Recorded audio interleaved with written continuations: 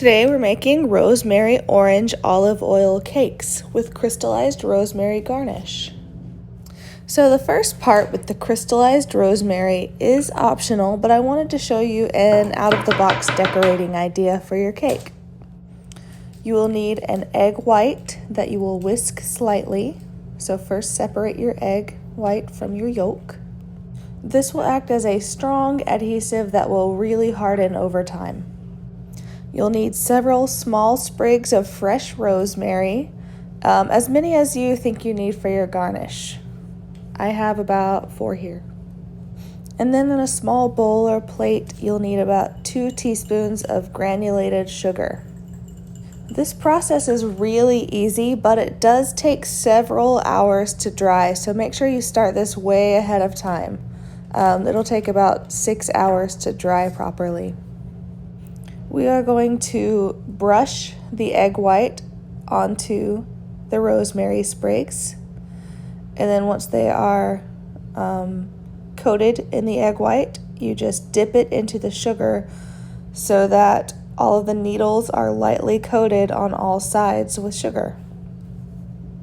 Then you can just lay it on parchment paper or wax paper to dry. This particular garnish is just very easy to do, but it elevates the look of your dessert by a lot. I think that since rosemary sprigs look a bit like the needles of a lovely fir tree, this is a great garnish to add to desserts during winter or holiday time.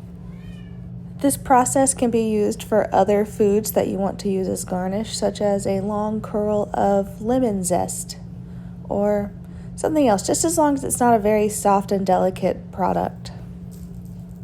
If you've never worked with rosemary before, it has a very distinct fragrance and taste, and it's very good and unique.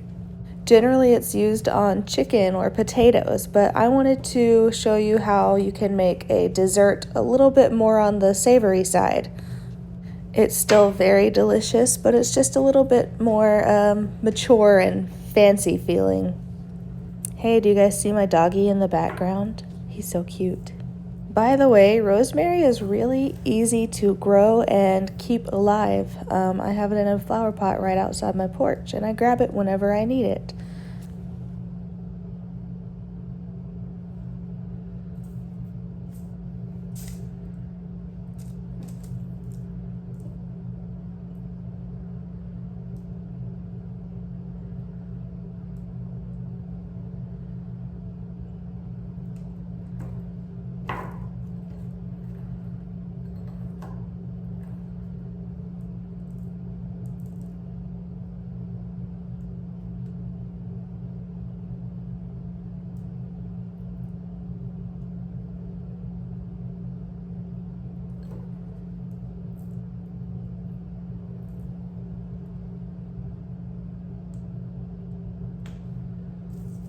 Alright, now the garnish is about ready. You remember that needs to set aside for about 6 hours to dry and crystallize.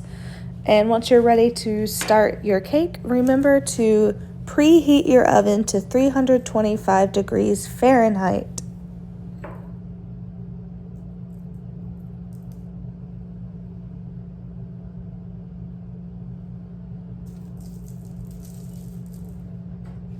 Let's talk about your cake pan.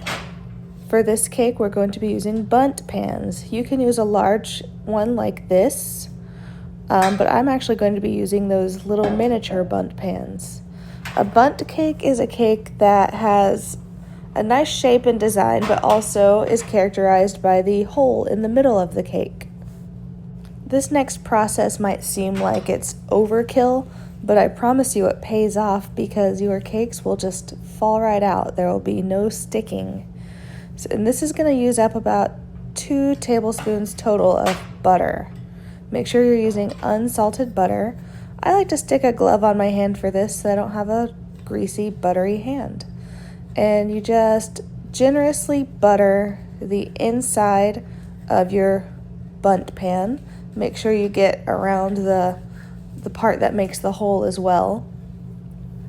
And you're going to do that for all of your pans. And then you're going to stick all of your pans or your one large pan into the refrigerator for about 10 minutes so that butter hardens back up. So make sure you get butter in all those little nooks and curves and turns in your bundt pan because we want the cake to release very easily from every part of the pan. And I'm not going to make you watch me butter every single one of these pans, but when you're done, remember we stick that into the refrigerator for 10 minutes, and then during that 10 minutes we can get started on some of our mise en place for the cakes. So you're going to need 1 tablespoon of finely grated orange zest. My oranges are a little on the small side, so it takes up the whole orange for me. Make sure you're using the fine grates on your grater. The orange oil this releases smells really, really good and fresh. You'll notice how I'm moving the surface of the orange around a lot, and that's because I only want that bright orange surface. I don't want any of that second layer, that whitish, yellowish, soft part, because it's kind of bitter. It doesn't taste good. By the way, you can use any type of citrus here depending on the flavors you like. This is actually a Cara orange, which is very sweet on the inside, and it's got almost a bright pink color instead of orange. But you can use whatever kind of citrus fruit you have. If you have tangerines or a grapefruit or lemons, those will all work. Next, you need 1.5 tablespoons of finely chopped rosemary leaves. So I'm going to show you how to take the leaves off of the stems, and you want to make sure you take the leaves off of the stems because the stems are basically little sticks made of wood and nobody wants to eat that. So if you have a good hearty sprig of rosemary, you can just hold on to one end and pull back with the other hand, and all the leaves kind of come off at once. And then you have sticks left behind that you will set aside. And then you're going to very finely chop this rosemary using the same techniques that you would if you were mincing garlic. I rock my knife back and forth. I keep my other hand on top of the end of the knife.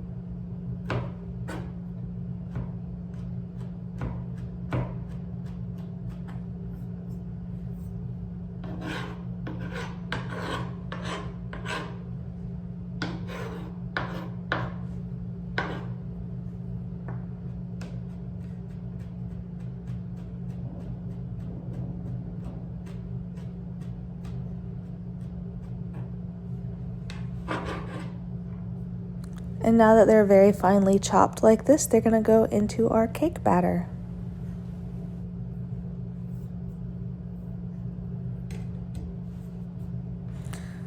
Alright, your cake pans have been chilling for 10 minutes. That butter has hardened up a little bit. And we are actually going to do another layer, a second layer of butter. And we're going to be very generous. We're going to make it just really thick on there. Again, I'm not going to make you watch me butter every single one of these little pans, but when you're done buttering generously, you're going to need to flour the pans.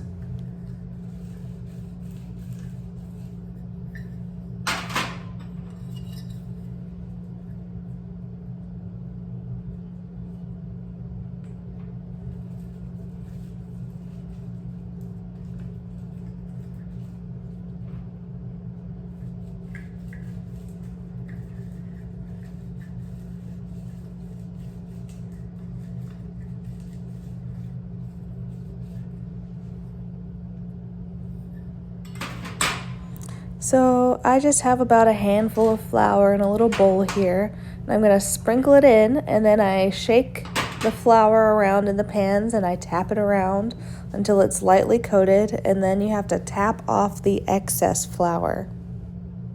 And this buttering twice and then flouring technique does seem like overkill, but it works every time, and you will never have a cake that sticks with this.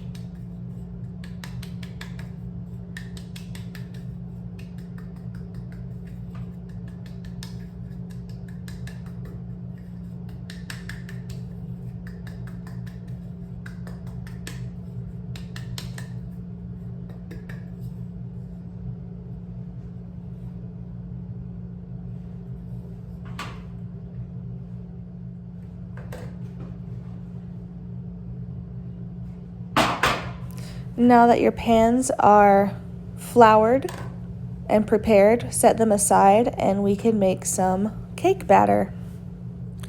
Fix a whisk to your mixer attachment, and then we're going to start with our wet ingredients.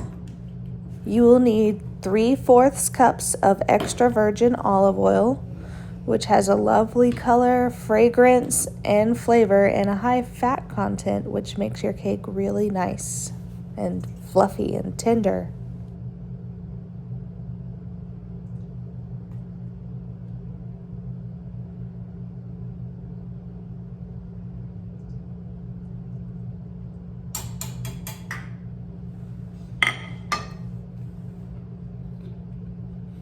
Then you'll add 1/2 cup plus 1 teaspoon of sugar, which is relatively low sugar for cakes, but this one is a little bit sweet and a little bit savory.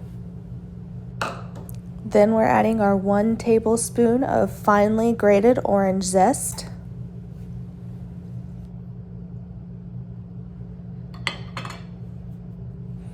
Next, add in your 1.5 tablespoons of finely chopped rosemary leaves.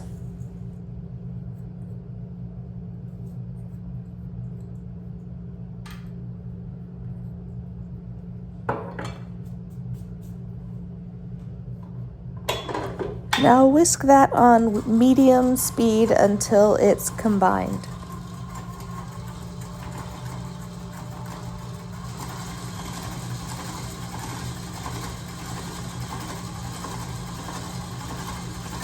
Remember to use a rubber spatula to scrape down the sides to make sure your mixture is nice and even.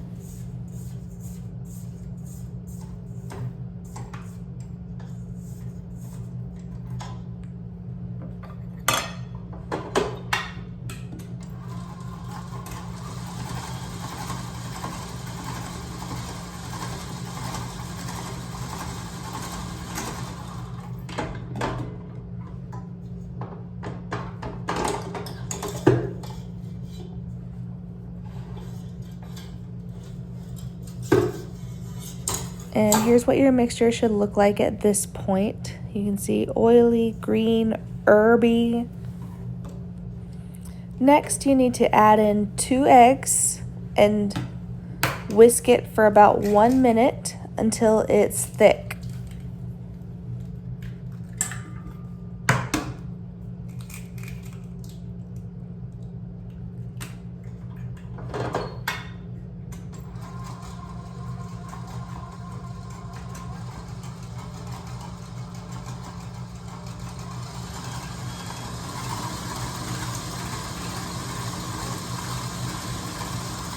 Once it's thick, you add in 1/2 cup of sour cream. And then you need to mix that on a low speed and make sure you scrape the sides of the bowl and scrape the whisk as well.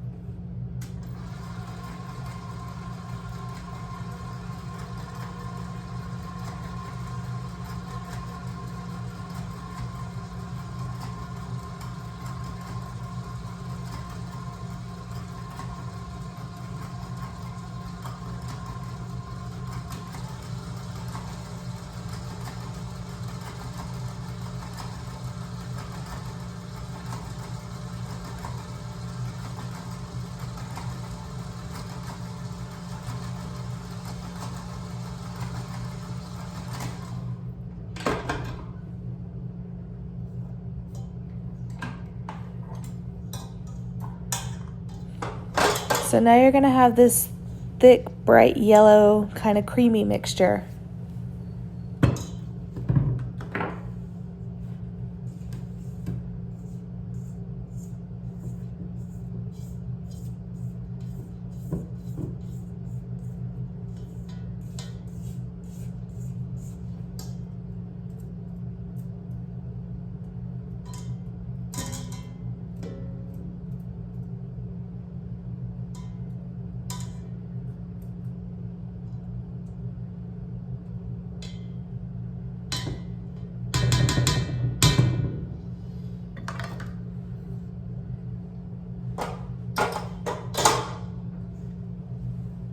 Once the wet mixture is all mixed together, in a separate bowl, we are going to put together our dry ingredients.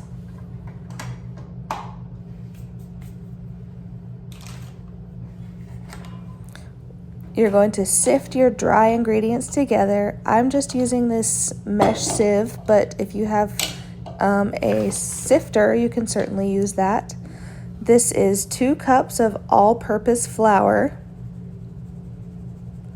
The reason that we sift is to aerate our clumpy, lumpy, dry ingredients. It makes it all softer and finer and adds in some air.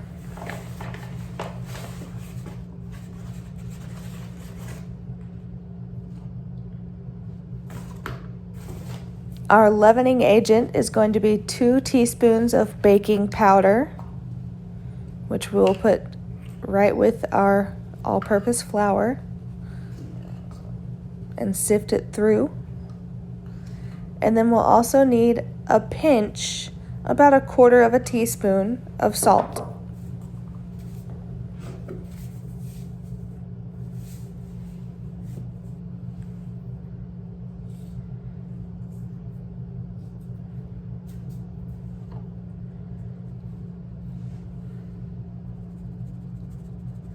So you can see that the sifting process makes it a lot less dense and lumpy.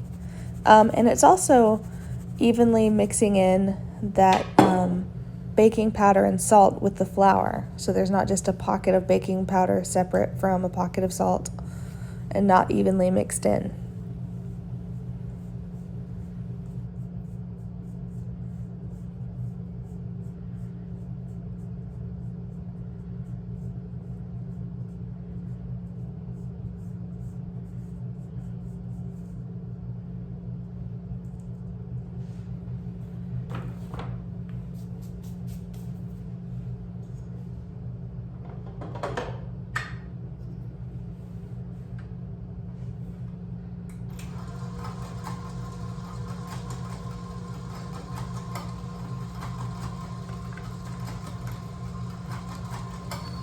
So now a little bit at a time, we will add the dry mixture to the wet mixture, and we're just going to stir it until it's combined. And once all of the dry mixture is added to the wet, we are going to increase the speed to high and whisk it for 1 minute.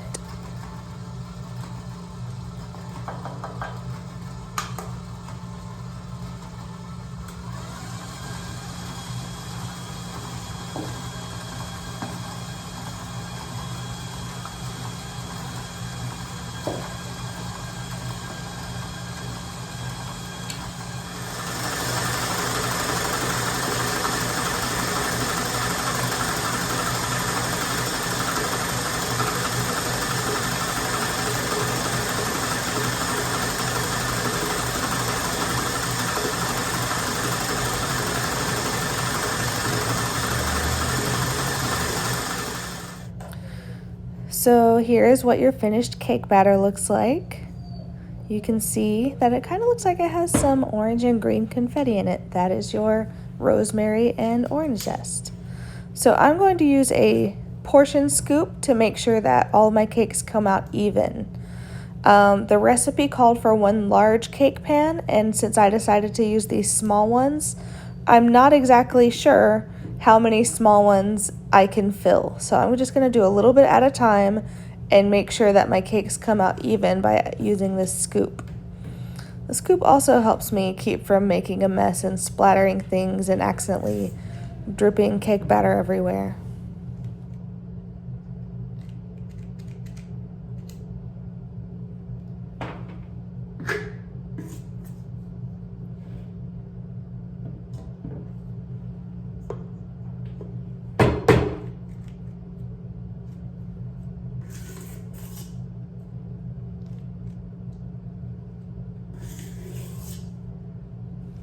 So it looks to me like I only have enough cake batter to fill 5 of my little cake pans, which is fine. I'll just set the others aside and wash them.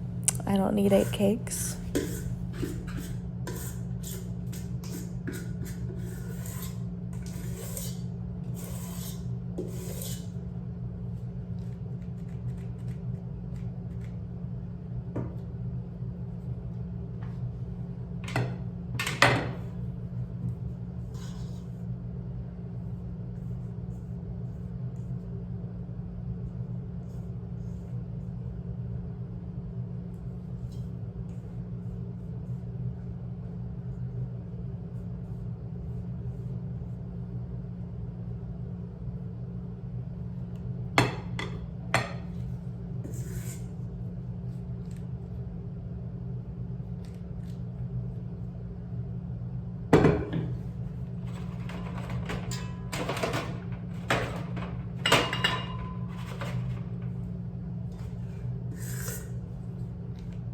So you can give your cake pan a little shake or taps to make sure all of the batter evenly fills the pan and fills up all the crevices in the bottom. And use your spatula to smooth out the cakes.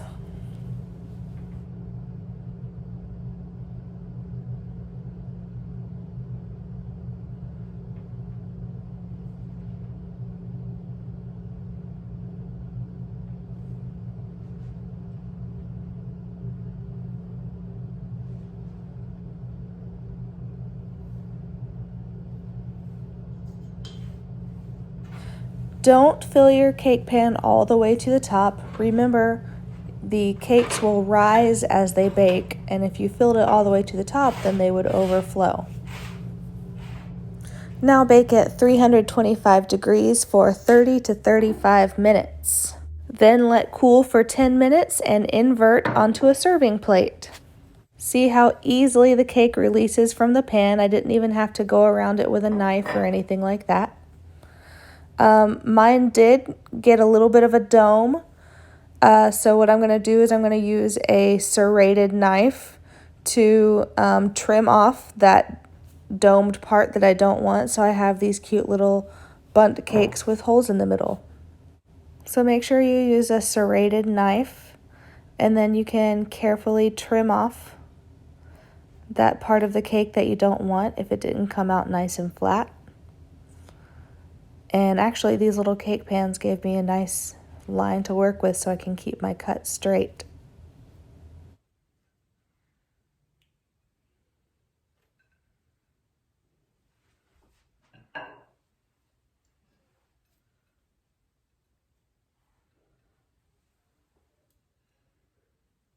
So that's the shape and look we're going for.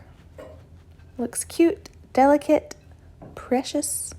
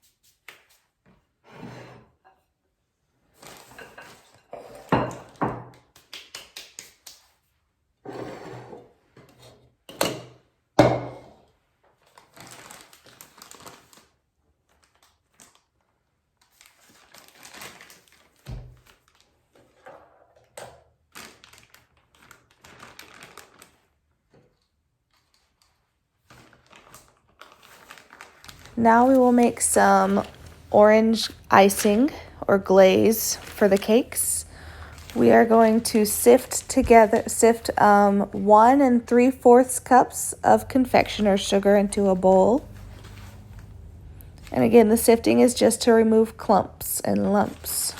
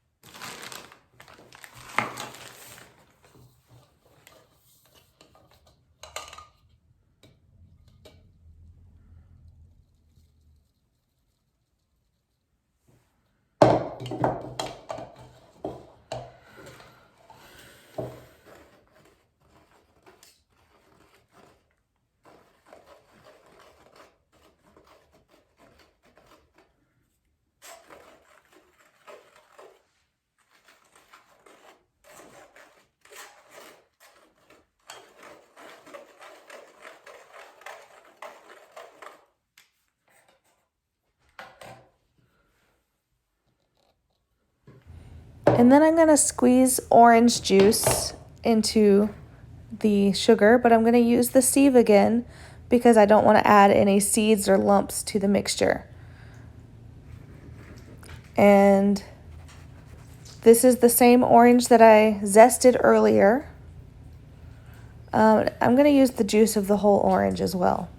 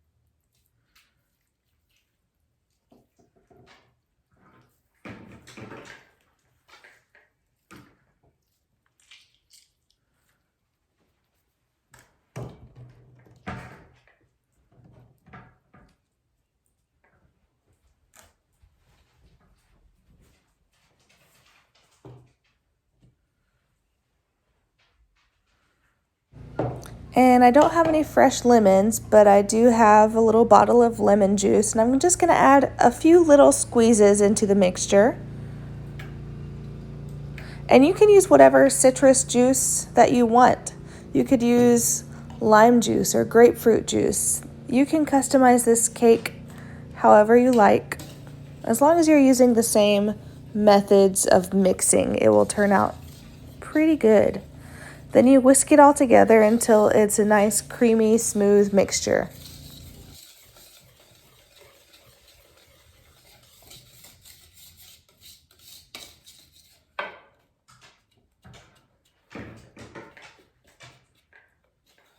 So mine came out with that nice orange dreamsicle color, but if you wanted it to be a little bit of a brighter white, you could add more sugar in.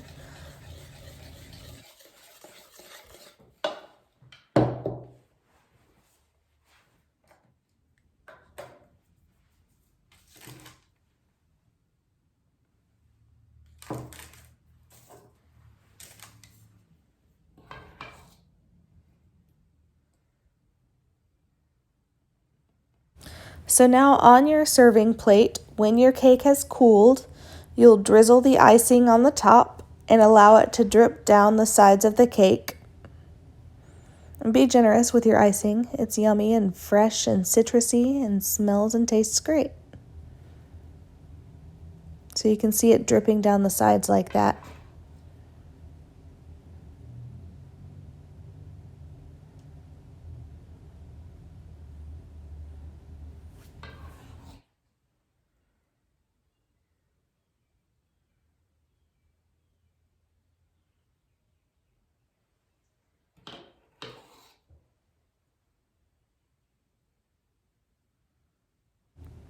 And then You can top it with your garnish, or in this case, you can top it with crystallized rosemary, and then it will be ready to serve.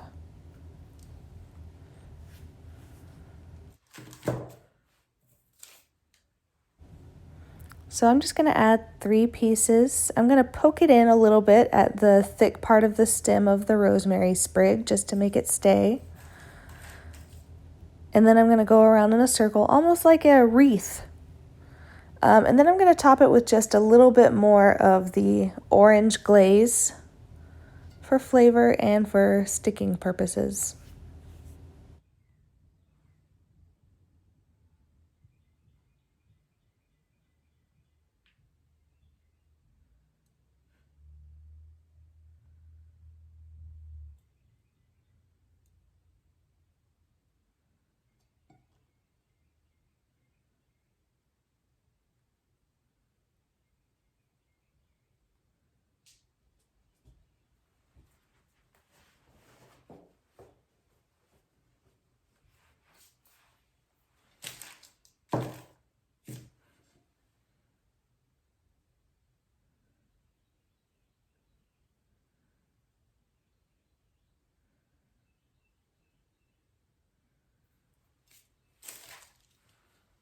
And that's my finished product.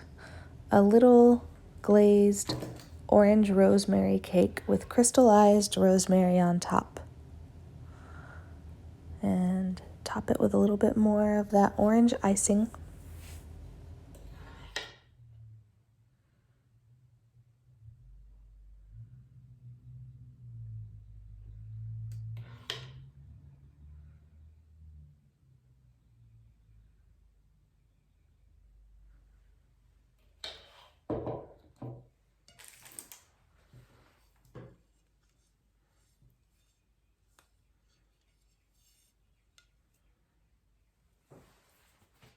Well, I guess I gotta see how this baby tastes.